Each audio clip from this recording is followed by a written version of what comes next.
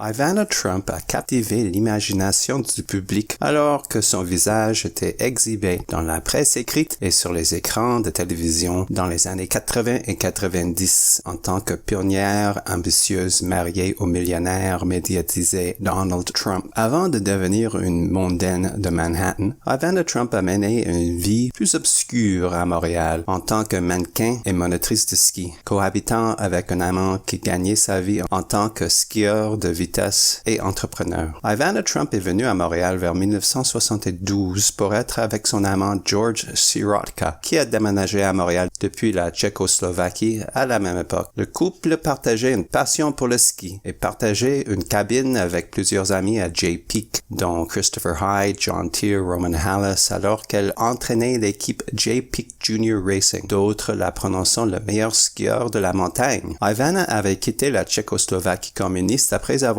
épousé l'Autrichien Alfred Winkelmeyer dans un mariage de convenance qui lui permettait d'être avec Sirotka à Westmount. Ivana était considérée comme suffisamment médiatisée pour figurer dans un article du journal Montreal Gazette de décembre 1975 qui portait sur la double vie en tant que mannequin local de premier plan et skieuse de compétition. L'article décrivait Ivana et George Sirotka comme couple marié, même s'ils n'ont jamais été officiellement mariés. Ivana était l'une des préférées de l'élite des mannequins montréalais, se faisant payer la somme impressionnante de 45 $ de l'heure lors des sessions fréquemment organisées par la coordinatrice mode indépendante Roberta Bolduc et souvent photographiée par le photographe Serge Beauchemin de l'agence Audrey Morris. Bolduc a envoyé Ivana à New York pour faire une série de défilés de mode de tennis en 1976 et un soir à Manhattan, elle est sortie du Chic 21 Club avec ses collègues mannequins montréalaises Donna Andrade et Marie Saint-Amour lorsque Donald Trump a réparé les beautés et leur a envoyé une bouteille de champagne et une carte demandant s'ils pouvaient être assis avec eux. Trump et Ivana se sont bien entendus et se sont mariés l'année suivante après que elle et Sirotka aient conclu leur liaison. Le designer montréalais John Warden a conçu une de ses tenues pour l'occasion. La compagne d'Ivana à table ce soir-là, Donna Andrade, a subi un sort plus triste